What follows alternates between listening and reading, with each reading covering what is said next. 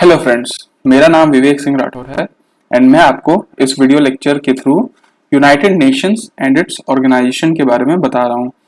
United Nations ऐसे तो बहुत बड़ा टॉपिक है और उसके अंदर इतने सारे ऑर्गेनाइजेशन है, उसके स्पेशलाइज एजेंसी हैं, फंड्स एंड प्रोग्राम्स है, बहुत सारा चीज़ है जो कॉम्पिटिटिव एग्जाम के लिए भी बहुत इंपॉर्टेंट है। और एज सच अगर आप इंडिया के इंटरनेशनल रिलेशंस को भी देखें तो भी आपको यूनाइटेड नेशंस के बारे में काफ़ी कुछ चीज़ जानना ज़रूरी है।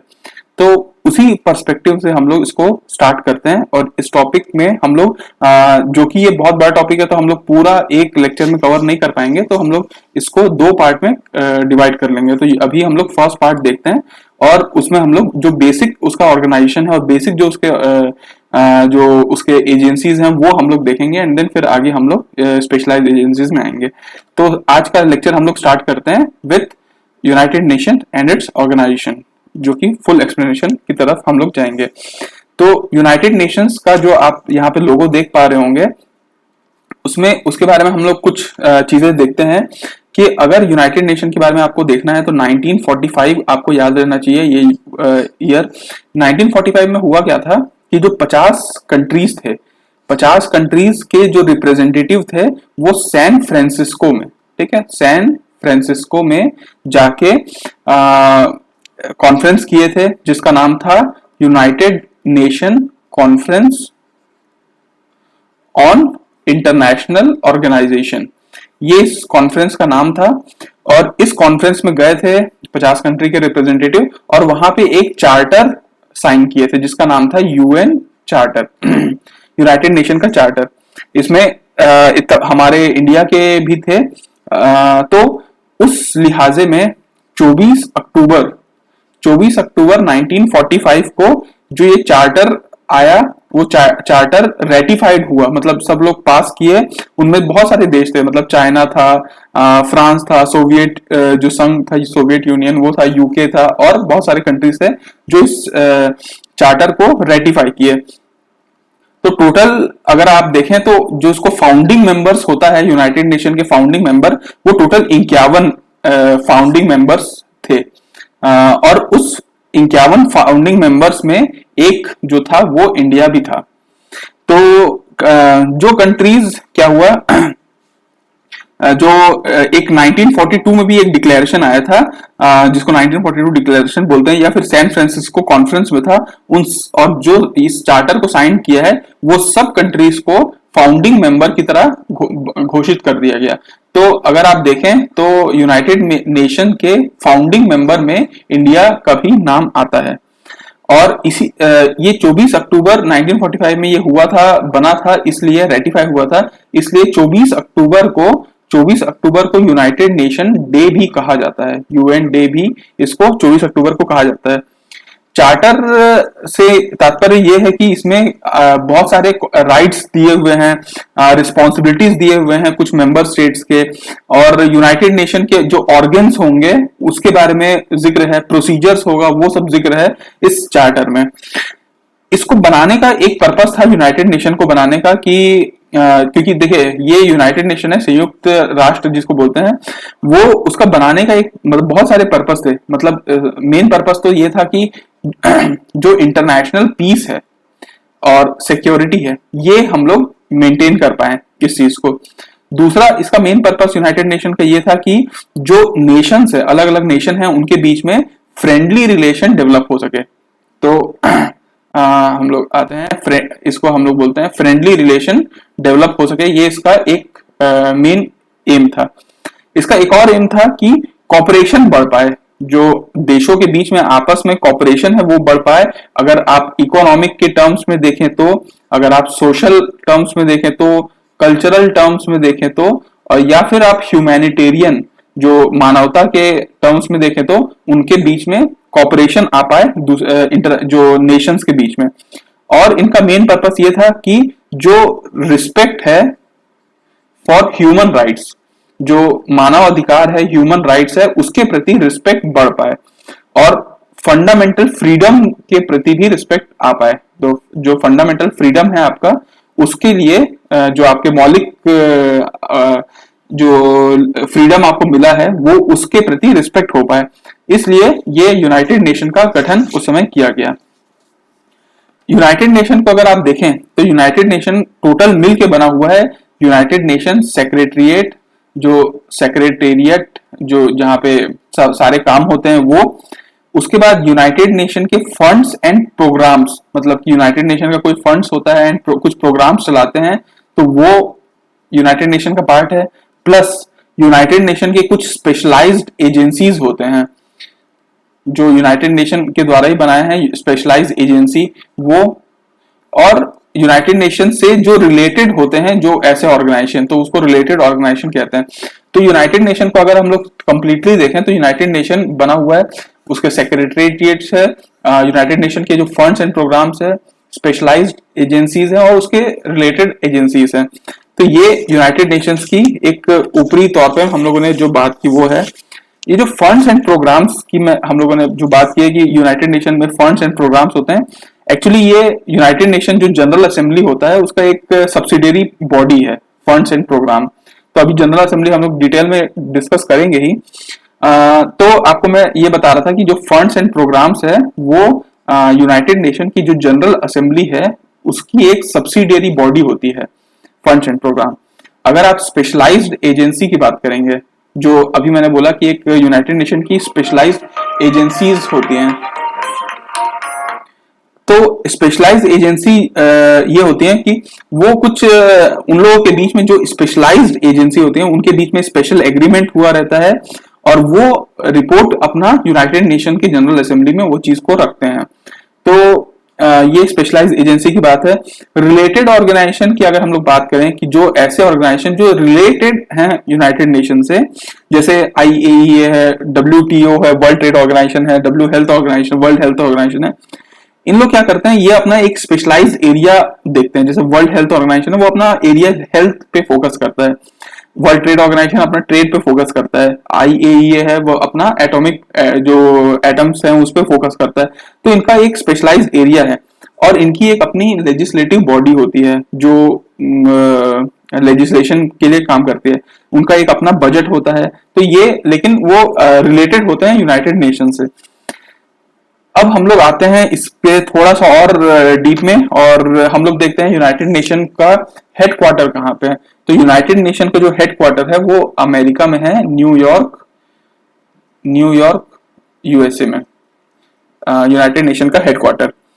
इसको यूनाइटेड नेशन का जो नाम है वो फ्रैंकलिन डी रूजवेल्ट, जो रूजवेल्ट थे, उन्होंने इस नाम का आविष्कार किया, डिवाइस किया कि यूनाइटेड नेशन रखना चाहिए। तो इस नाम के पीछे जो क्रेडिट जाता है वो फ्रैंकलिन डी रूजवेल्ट को जाता है। उसके बाद हम लोग देखें कि अभी हम यूनाइटेड नेशन में कितने मेंबर हैं, तो टोटल मेंबर 193 अभी हाल ही में मौजूदा है, और जो लास्ट मेंबर इसमें आया है वो है आपका साउथ सुडान इसका जो लास्ट मेंबर है वो इसमें एंट्री किया है, और टोटल 193 मेंबर हैं। इसमें कुछ कंट्रीज आपको ऐसे दिखेंगे, मतलब जो 193 के बाद ऐसे कुछ कंट्रीज हैं जो इसके मेंबर नहीं हैं। जैसे उनमें से आपको एक बता देता हूँ, वेटिकन सिटी है, ताइवान है, ये ऐसे हैं जो मेंबर नहीं है इवन। लेकिन वेटिकन सिटी को तो अभी भी परमानेंट ऑब्जर्वर का दर्जा दिया हुआ है यूनाइटेड नेशन। आप यूनाइटेड नेशन के फ्लैग की अगर आप बात करेंगे तो यूनाइटेड नेशन के फ्लैग में एक ग्लोबल मैप है। देखिए अगर आप ध्यान से देखेंगे तो ये ग्लोब दिखता है, ग्लोबल एक मैप दिखता है पूरे वर्ल्ड का, और जो कि नॉर्थ पोल से प्रोजेक्टेड है। आप देखिए ये मैप है, ऊपर से दिख रहा है ऐसा, तो ये नॉर्थ पोल से प्रोजेक्टेड रहता है, और इसमें दो ट्विन्स ऐसे जो ये हैं वो ऑलिव के ब्रांचेस रहते हैं जो कि पीस को दर्शाता है। और ये लगभग 20 अक्टूबर मतलब इसका जो अडॉप्ट किया गया था वो 20 अक्टूबर 1947 में जनरल असेंबली के द्वारा इसको अडॉप्ट किया गया था। और आपको ये बता देता हूँ कि जो कोई भी मेंबर है, जैसे कोई नया मेंबर को एडमिट करना है यूनाइटेड नेशन में, किसी को सस्पेंड करना है जनरल असेंबली में, तो या आपके यूनाइटेड नेशन में, तो जनरल असेंबली इसका फैसला करती है, लेकिन रिकमेंडेशन ऑफ सिक्योरिटी काउंसिल, मतलब यूनाइटेड नेशन सिक्योरिटी काउंसिल एक बॉडी होती है, यूनाइटेड नेशन जनरल असेंबली होती है। तो सिक्योरिटी काउंसिल का रिकमेंडेशन होने के बाद ही जनरल असेंबली उसको पे फैसला कर पाती है किसी को नए को अडॉप्ट करना है या किसी को हटाना है। तो उसके बाद अगर हम लोग देखें तो ये इसमें टोटल 6 ऑफिशियल माना जाता है। 6 ऑफिशियल लैंग्वेज, उस 6 ऑफिशियल लैंग्वेज में आप अगर देखें तो देखिए इंग्लिश रहता है, और चाइनीज इसमें रहता है, स्पेनिश रहता है इसमें।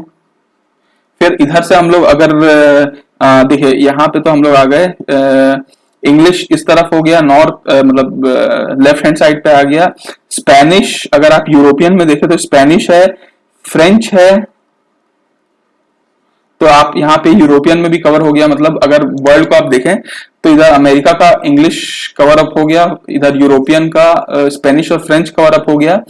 इसके बाद अगर आप इधर आए तो इधर अरेबिक कंट्रीज हैं, तो अरेबिक एक ऑफिशियल लैंग्वेज है यहाँ पे। उसके बाद अगर आप आए तो देखिए यहाँ पे रशिया है, यूरोप के जस्ट बाजू में, तो रशियन है। और इसी में एशिया में यहाँ पे अगर आप आए तो चाइना है, तो चाइनीज। तो आपको टोटल 6 लैंग्वेज जो ऑफिशियल लैंग्वेज है वो आपको समझ में आ जाएगा। इंग्लिश, आई थिंक चाइनीज है, रशियन है, और अरेबिक है, आई थिंक फ्रेंच, हाँ 6, ठीक है, ओके। आई थिंक कुछ ज्यादा हो रहा है क्या, कुछ अरेबिक, स्पेनिश, फ्रेंच, हाँ यहाँ पे 2, अच्छा 2 चाइनीज लिख दिया हूँ इसलिए शायद। हाँ तो 6 ऑफिशियल लैंग्वेज है वो ये है। इसके बाद अगर हम लोग इसकी इसमें 6 टोटल प्रिंसिपल ऑर्गन है। यूनाइटेड नेशन के जो ऑर्गन्स की अगर हम लोग बात करें तो 6 प्रिंसिपल इसके ऑर्गन्स हैं, उसको हम लोग इस लेक्चर में देखते हैं। उस 6 प्रिंसिपल ऑर्गन में सबसे पहला है जनरल असेंबली, जीए शॉर्ट फॉर्म में जनरल असेंबली, इसको अपन लिख सकते हैं यूनाइटेड नेशन जनरल असेंबली। फिर दूसरा है यूनाइटेड नेशन सिक्योरिटी काउंसिल। तीसरा इसमें अगर आप देखें तो इसमें आता है इकोसॉक। उसके बाद चौथा अगर हम लोग देखो तो आता है ट्रस्टीशिप काउंसिल।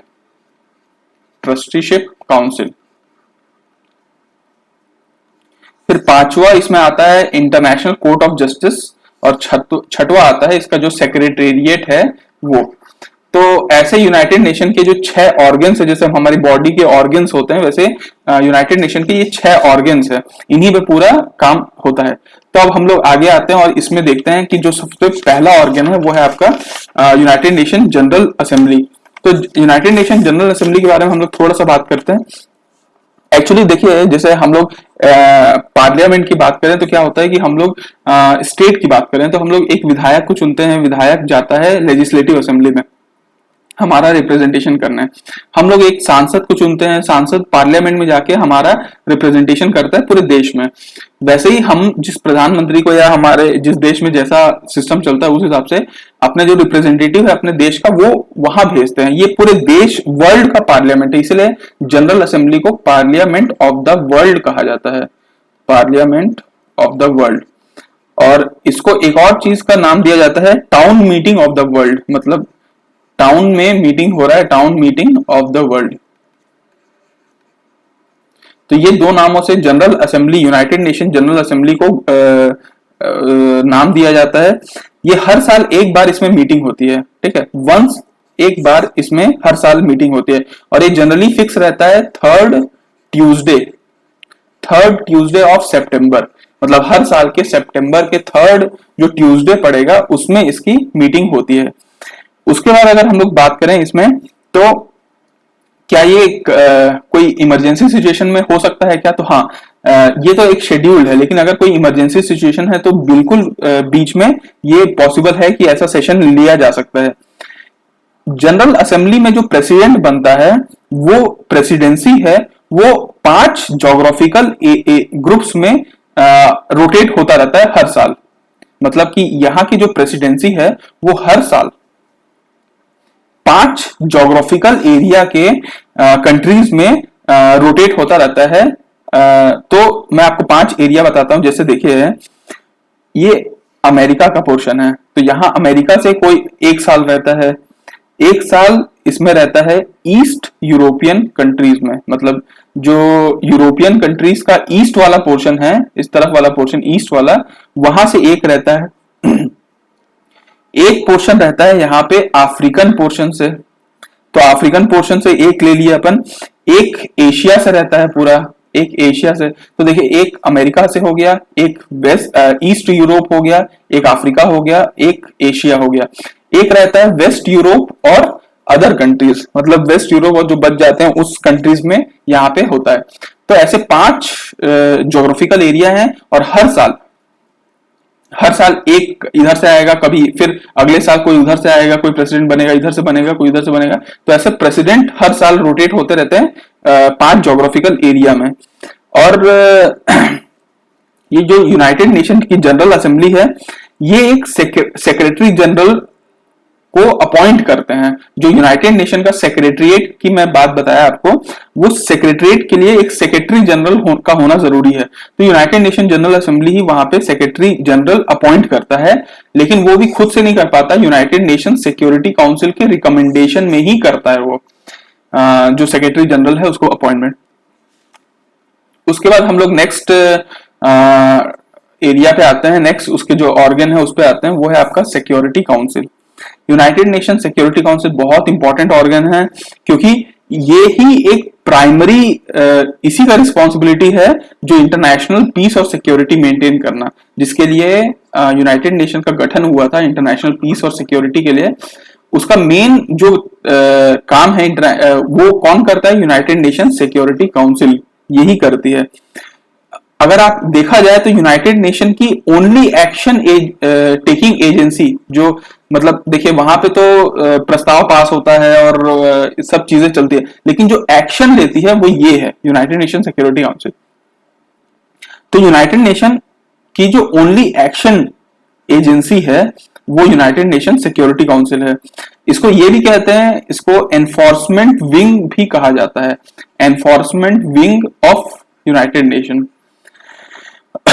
टोटल इसमें देखिए पहले ना 11 मेंबर्स हुआ करते थे सिक्योरिटी काउंसिल में, अब के डेट में आपको बता रहा हूं 1965 में इसमें टोटल 15 मेंबर्स होते हैं यूनाइटेड नेशन सिक्योरिटी काउंसिल में। 15 मेंबर्स में क्या होते हैं? 5 होते हैं परमानेंट मेंबर, वो हमेशा के लिए परमानेंट मेंबर हैं, और जो 10 मेंबर होते हैं वो हर उसमें चेंज होते रहते हैं। जो इसको 10 नॉन परमानेंट मेंबर होते हैं, ये 2 साल के लिए इलेक्ट होते हैं, ठीक है, 2 साल के लिए इलेक्ट होते हैं by 2/3 majority of general assembly. मतलब जनरल असेंबली में जो 2/3 मेजोरिटी है, वो अगर जिसको मेजोरिटी दे दे वो यहाँ पे 2 साल के लिए इलेक्ट होते हैं। और ये लगभग हर साल इसका जो 1/3 पॉपुलेशन है वो हट जाता है। मतलब आप जिसे 1/3 बोल रहा हूं, आधे जो पॉपुलेशन है वो हट जाते हैं। इसकी जो हाफ पॉपुलेशन मतलब कि 5 जो मेंबर हैं वो हर साल रिटायर होते जाते हैं।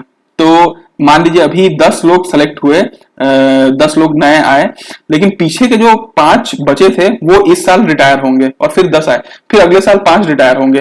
तो हर 2 साल में 10 नए आते हैं और हर साल 5-5 लोग जाते रहते हैं। इस तरीके का इसका कॉन्सेप्ट है। लेकिन ये 5 है, ये परमानेंट मेंबर है, ये कभी चेंज नहीं होते। तो ये 5 परमानेंट मेंबर कौन है? चाइना है जो इसका परमानेंट मेंबर है, यूएसए है, रशिया है, यूके है और फ्रांस है। तो आपको जैसे अगर आप मैप से देखें तो देखिए यहाँ पे अमेरिका है मान लीजिए, तो इधर आप यूएसए को ले लीजिए। फिर आप इस तरफ आएंगे यूरोपियन कंट्री में, तो इसमें 2 कंट्री है, यूके और फ्रांस है इसमें। फिर अगर आप इधर आएंगे तो ये रशियन है, ये रशिया है, और ये है आपका चाइना। तो ऐसे 5 कंट्रीज यहाँ पे हो गए, यूएसए, यूके, फ्रांस, रशिया और चाइना। तो ये 5 कंट्रीज जो परमानेंट मेंबर हैं, 10 कंट्रीज हर 2 साल में चेंज होते हैं, जिसमें हर साल 5 लोग रिटायर हो जाते हैं। और जो रिटायर होते हैं वो तुरंत री इलेक्ट नहीं हो सकते, ये इसका क्लॉज रहता है।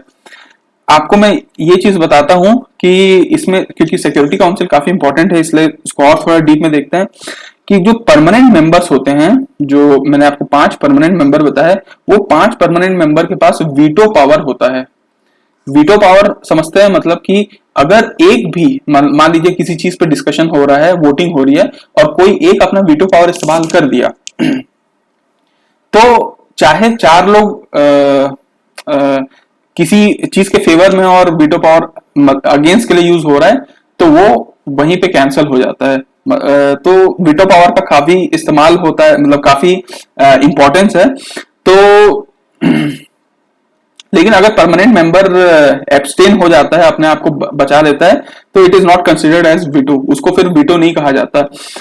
तो देखिए अब आपको मैं बताता हूं कि सिक्योरिटी काउंसिल, यूनाइटेड नेशन का जो सिक्योरिटी काउंसिल है, उसके प्रेसिडेंट कौन बनते हैं।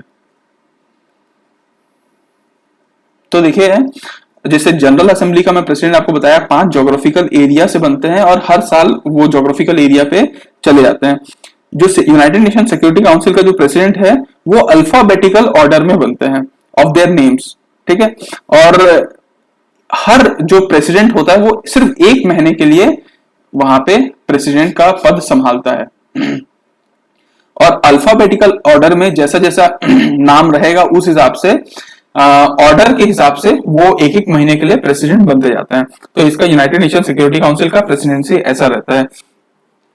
और अगर कोई एक सब्सटेंटिव मैटर है, कोई एफर्मेटिव मैटर्स है, उस पे अगर वोट करना है, तो टोटल अगर 9 मेंबर्स वोट दे दिए तो डिसीजन लिया जा सकता है, ठीक है। लेकिन साथ में ये रहना चाहिए कि ऑल जो परमानेंट मेंबर है उनका वोट जरूरी है। कोई ऐसा नहीं है कि परमानेंट मेंबर अगर वोट नहीं दिया है तो भी डिसीजन पास हो जाएगा।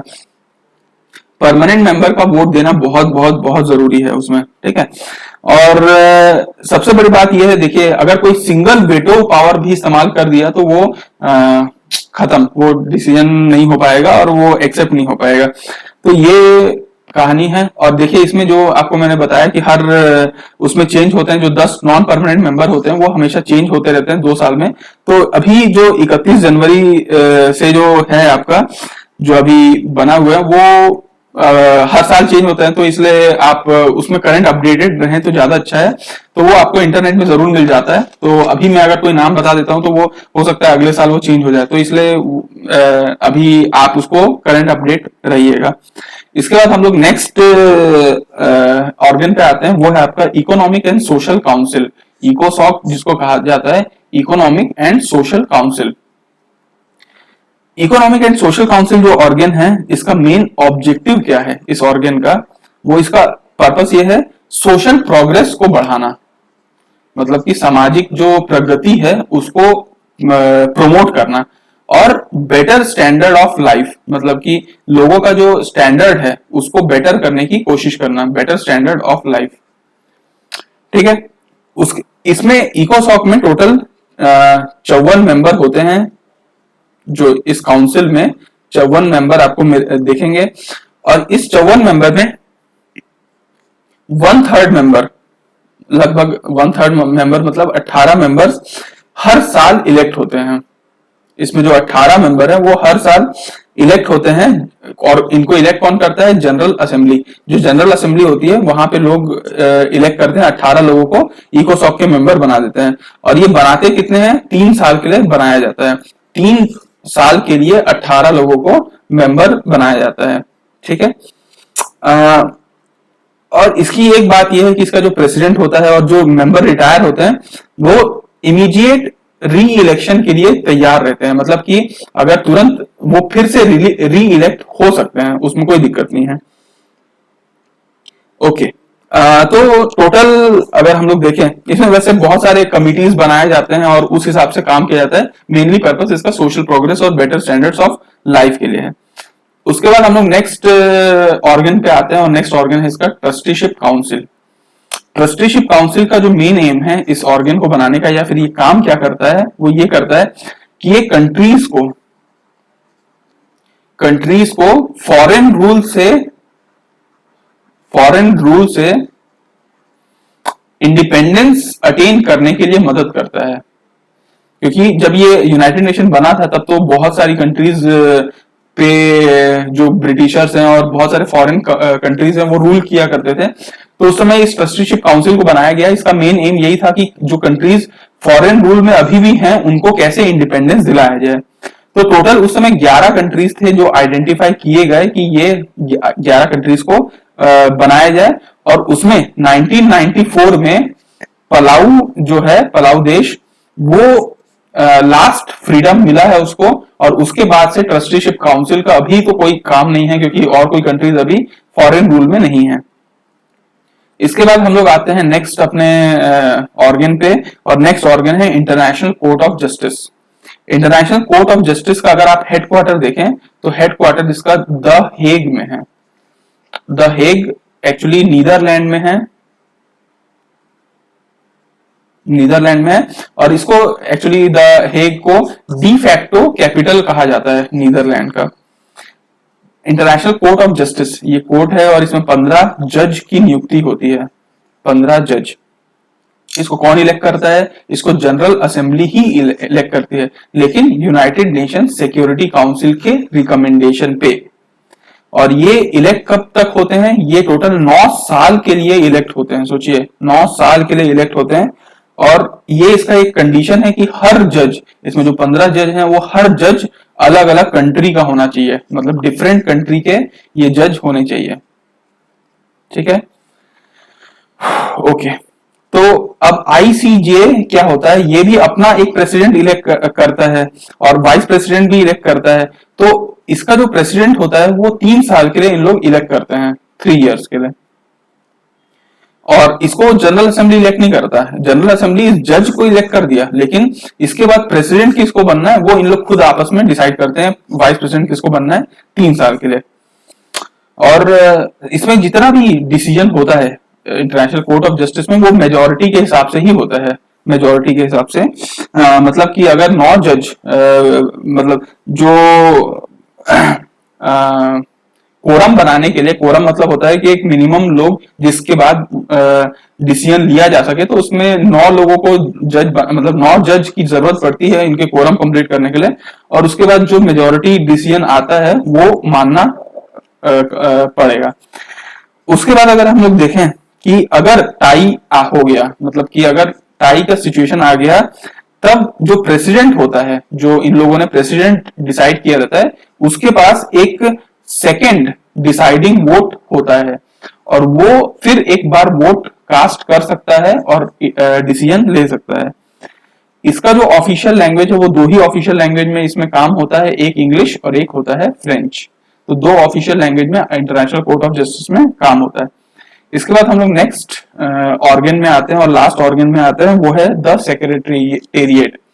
द सेक्रेटेरिएट क्या होता है? ये एक्चुअली एक ड्यूटी स्टेशन है बोल सकते हैं, मतलब काम करने की जगह, जहां पे जो इसके यूनाइटेड नेशन के स्टाफ हैं, जैसे आप यहाँ देख सकते हैं, जो स्टाफ है वो यहाँ पे बैठ के काम करते हैं।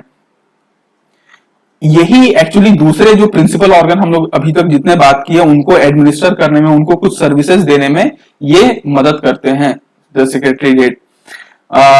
और कोई पॉलिसी अगर लेट डाउन करना है, लाना है, तो उस पॉलिसी के लिए भी ये वर्क करते हैं।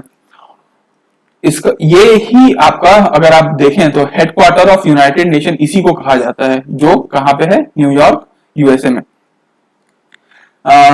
या इसको चलाने के लिए एक सेक्रेटरी जनरल चाहिए, तो सेक्रेटरी जनरल इस अपॉइंट होता है।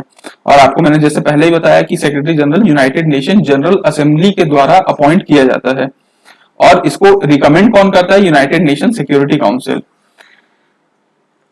और यही जो सेक्रेटरी जनरल है, ये इसको बोलते हैं chief administrative officer of United nation. मतलब यूनाइटेड नेशन का अगर कोई एडमिनिस्ट्रेटिव ऑफिसर है, वो भी चीफ एडमिनिस्ट्रेटिव ऑफिसर, तो वो सेक्रेटरी जनरल कहा जाता है। सेक्रेटरी जनरल जो होता है वो 5 साल के लिए आता है, उसका जो टेन्योर होता है वो 5 साल के लिए होता है, और फिर से वो री इलेक्ट होने के लिए बिल्कुल क्षमता रखता है।